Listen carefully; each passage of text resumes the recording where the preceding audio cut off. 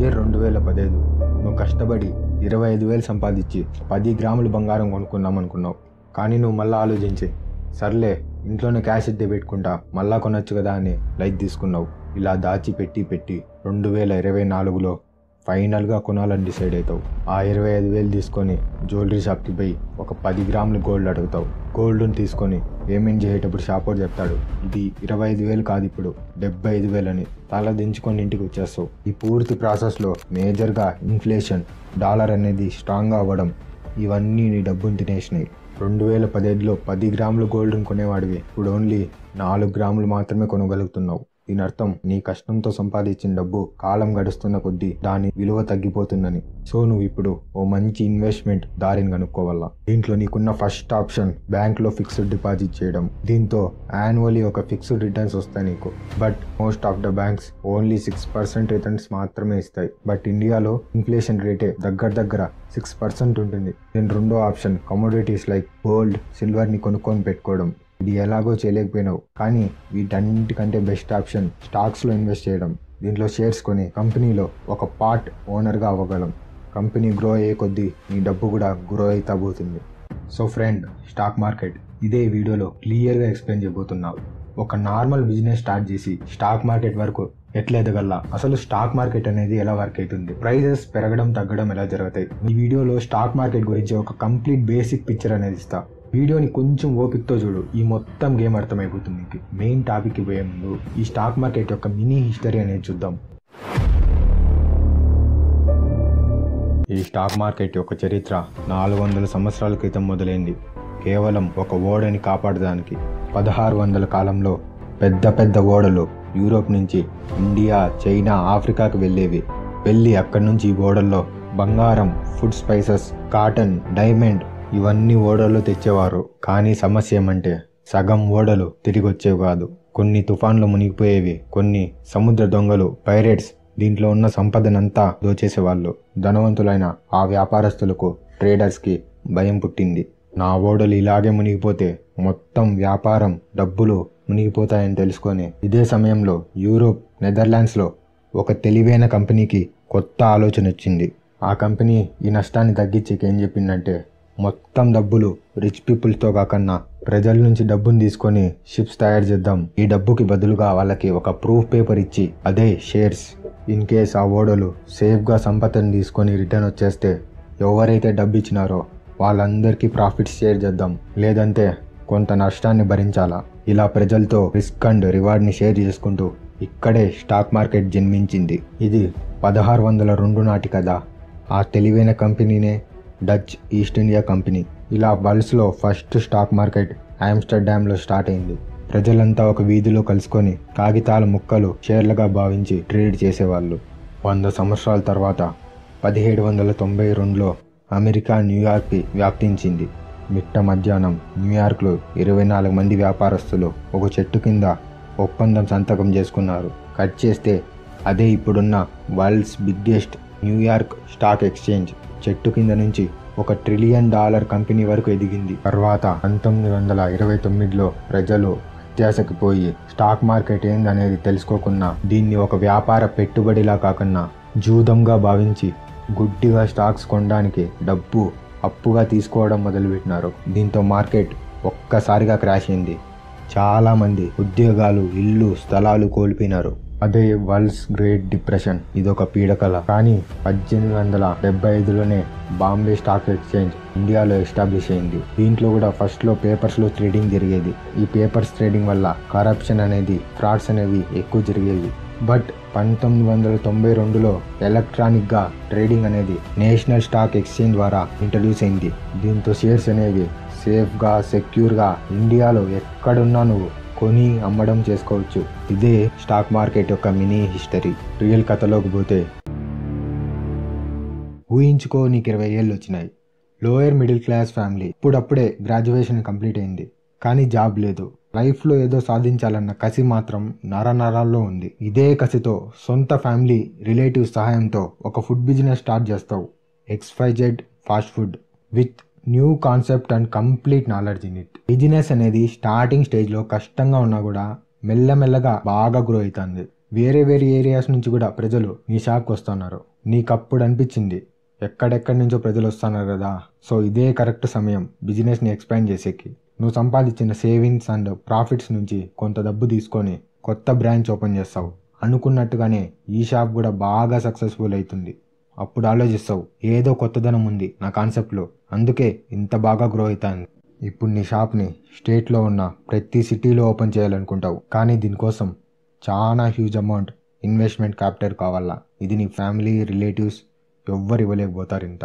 అప్పుడు నువ్వు డిసైడ్ అవుతావు, వై నాట్ హై నెట్వర్క్ ఉన్న పీపుల్ని కలిసి వాళ్ళ నుంచి ఇన్వెస్ట్మెంట్ తీసుకోకూడదని. దాని బదులుగా నీ కంపెనీ యొక్క కొంత ఓనర్షిప్ ఆర్ ఈక్విటీని ఇచ్చేస్తావు. నువ్వు వాళ్ళని కలిసి నీ ఫుడ్ బిజినెస్ యొక్క పూర్తి డీటెయిల్స్ చెప్తావు. వాళ్ళు లాస్ట్కి కన్విన్స్ అయ్యి కొంత ఇన్వెస్ట్మెంట్ డబ్బిస్తారు.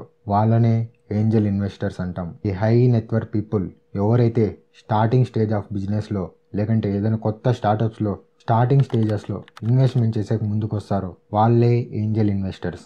సో ఎలాగోలాగా ఆ డబ్బుని తీసుకొని సిటీస్లో ఉన్న ఫేమస్ ప్లేసెస్లో నీ బ్రాంచెస్ ఓపెన్ చేస్తావు. పూర్తి స్టేట్లో నీ ఫాస్ట్ ఫుడ్ సెంటర్ అనేది బాగా ఫేమస్ అవుతుంది. ఇప్పుడే నీ బిజినెస్ అనేది మంచి ప్రైవేట్ లిమిటెడ్ కంపెనీగా మారుతుంది. నువ్వు కావాలంటే ఈడే ఆపచ్చు, బట్ నువ్వు దీన్ని పక్కనున్న కర్ణాటక, తమిళనాడులో కూడా బ్రాంచెస్ ఓపెన్ చేద్దాం అనుకుంటావు. కానీ దీనికోసం ముందు కంటే చాలా ఇన్వెస్ట్మెంట్ కావాలా. ఈ స్టేజ్లో ఏంజల్ ఇన్వెస్టర్స్ కూడా ఇంత క్యాపిటల్ ఇవ్వలేకపోతారు. దెన్ నీకున్న సెకండ్ ఆప్షన్ వెంచర్ క్యాపిటలిస్ట్. వీళ్ళొక institutional investors. Venture capitalist already ఒక గ్రోన్ బిజినెస్కి హై ఇన్వెస్ట్మెంట్ ఇవ్వగలుగుతారు. ఆల్రెడీ గ్రోన్ బిజినెస్ కాబట్టి ఏ మార్కెటింగ్ ఖర్చు లేకన్నా ఈజీగా సేల్స్ అయిపోతాయి. కానీ నీ కళ ఇక్కడితో ఆగింటే ఇంతవరకు వచ్చిండవు. నీ బ్రాంచెస్ని ఆల్ ఓవర్ ఇండియాలో స్ప్రెడ్ చేయాలనుకుంటావు. But it is not a easy game. చాలా కోట్లలో ఇన్వెస్ట్మెంట్ అవసరమవుతుంది. ఏ వెంచర్ క్యాపిటలిస్ట్ ఎవ్వరూ ఇంత ఇన్వెస్ట్మెంట్ చేసేకి ముందుకు రాలా. నువ్వు అప్పుడు డిసైడ్ అవుతావు కంపెనీని స్టాక్ మార్కెట్లో లిస్ట్ చేయాలని. ఇన్ని రోజులు నీ కంపెనీలో వాటా సర్టెన్ లిమిటెడ్ పర్సన్స్కి మాత్రమే అలో ఉండేది. కానీ ఇప్పుడు నీ కంపెనీలో కొంత వాటా ఓనర్షిప్ పబ్లిక్ ఇచ్చి దానికి బదులుగా కావాల్సిన డబ్బును తీసుకుంటావు. ఈ ప్రాసెస్ని ఐపీఓ అంటారు, ఇనీషియల్ పబ్లిక్ ఆఫరింగ్. ఏదైనా ప్రైవేట్ లిమిటెడ్ కంపెనీ షేర్స్ని పబ్లిక్కి ఆఫర్ చేసి పబ్లిక్ లిమిటెడ్గా మారి ఇన్వెస్ట్మెంట్ని రైజ్ చేయొచ్చు. ఫస్ట్ టైం ఏ కంపెనీ అయినా స్టాక్ మార్కెట్లో లిస్ట్ అయితే అది ఐపీఓ అంటారు. అదే ఏదైనా కంపెనీ సెకండ్ టైం ఐపీఓతో స్టాక్ మార్కెట్లోకి వస్తే దాన్ని ఎఫ్పీఓ అంటారు. నువ్వు ముందుగానే డిసైడ్ అవుతావు. పబ్లిక్ నుంచి 10 crores క్యాపిటల్ రైజ్ చేసి ఈచ్ షేర్ ప్రైస్ 100 రూపాయలు పెడతాం అంటే ఓవరాల్ 10 lakh షేర్స్ని రిలీజ్ చేద్దాం అనుకుంటావు. బట్ అంత ఈజీ కాదు. ఫస్ట్ నువ్వు ఒక ఇన్వెస్ట్మెంట్ బ్యాంకర్ని హైర్ చేసుకోవాలా. ఈయన నీ కంపెనీని కంప్లీట్గా రివ్యూ చేసి నీకు కావాల్సిన అన్ని నెసెసరీ డాక్యుమెంట్స్ని తయారు చేస్తాడు. ఈ డాక్యుమెంట్స్ అన్నీ తీసుకొని సెబీ దగ్గర పోతావు. సెబీ అంటే ఇదొక గవర్నమెంట్ లీగల్ బాడీ. మొత్తం ఇండియన్ స్టాక్ మార్కెట్ని కంట్రోల్ అండ్ రెగ్యులేట్ చేస్తుందో, ఏ అవకతవకలు జరగకుండా చూసుకుంటుంది. ఎట్లయితే పోలీస్ క్రైమ్స్ జరగకుండా కాపాడుతాడో అట్లే సెబీ స్టాక్ మార్కెట్లో ఫ్రాడ్స్ని జరగకుండా చూసుకుంటుంది. కానీ నీ డాక్యుమెంట్స్ అన్నీ కరెక్ట్గానే ఉన్నాయి కాబట్టి సెబీ నుంచి గ్రీన్ సిగ్నల్ వస్తుంది. దీని తర్వాత ఒక డిఆర్హెచ్ఎఫ్ అనే డాక్యుమెంట్ని సబ్మిట్ చేస్తావు. దీంట్లో నీ కంపెనీకి సంబంధించిన business operations, past financial performance, future plans etcetera. So investors దీన్ని బేస్ చేసుకొని నీ కంపెనీలో ఇన్వెస్ట్ చేయాలా వద్దా అని డిసైడ్ చేసుకుంటారు. దీని తర్వాత రకరకాలుగా మార్కెటింగ్ చేసి ఐపీఓ తీసుకొని వస్తానని ప్రతి ఒక్కరికి తెలిసేలా చేస్తావు.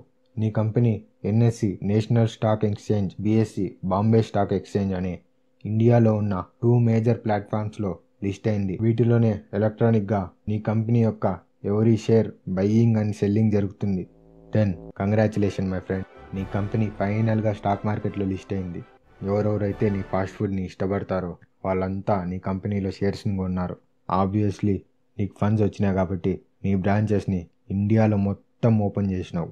నువ్వు ఐపీఓ రిలీజ్ చేయగానే నీ కంపెనీ యొక్క 90% షేర్స్ అనేటివన్నీ బై అయిపోతాయి.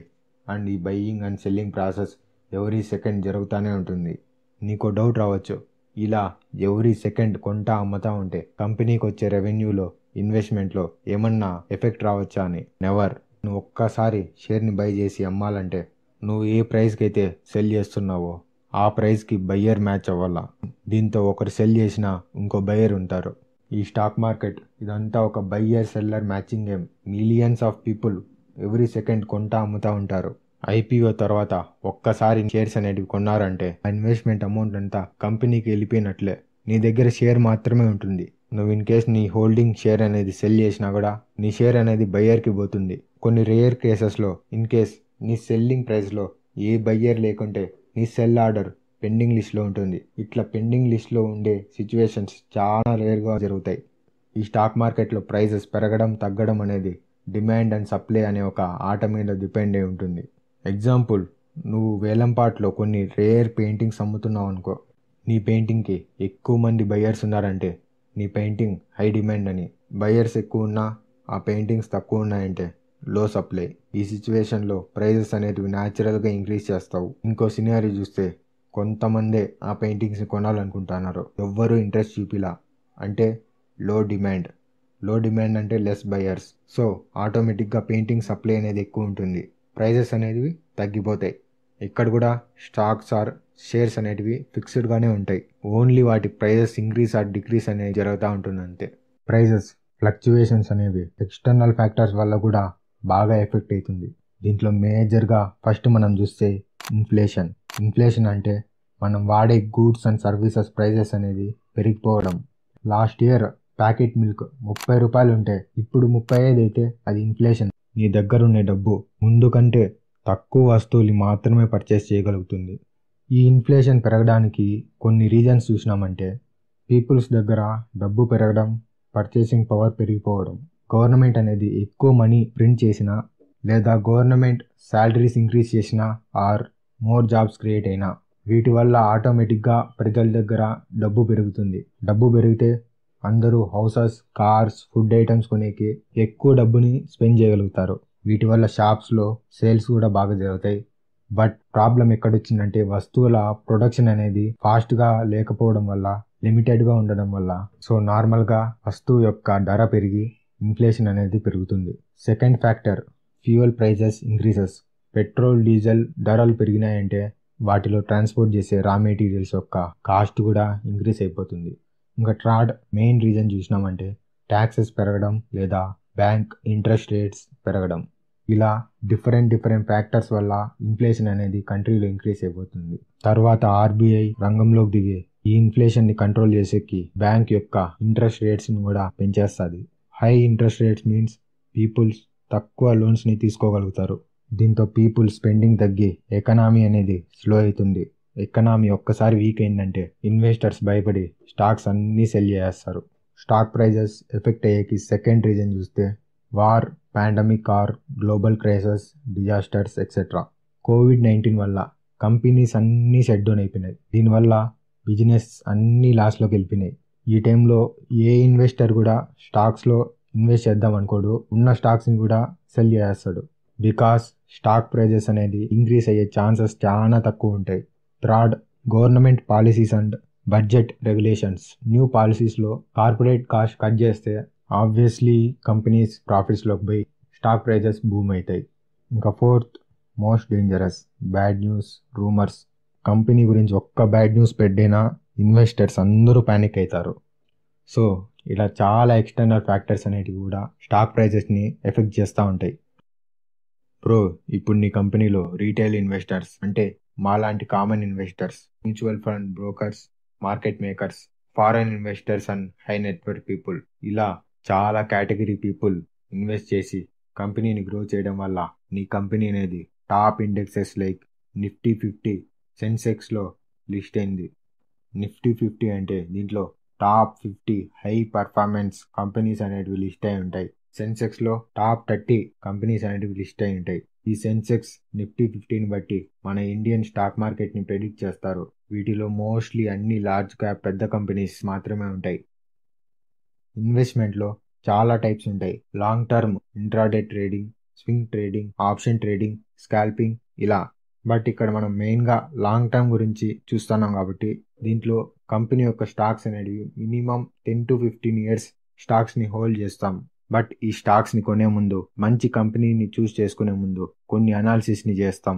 వీటిలోనే మోస్ట్లీ అందరు చేసేది ఫండమెంటల్ అనాలిసిస్. దీంతోనే కంపెనీ యొక్క స్టాక్ కొనాలా వద్దా అన్న బేసిక్ ఐడియా వచ్చేస్తుంది.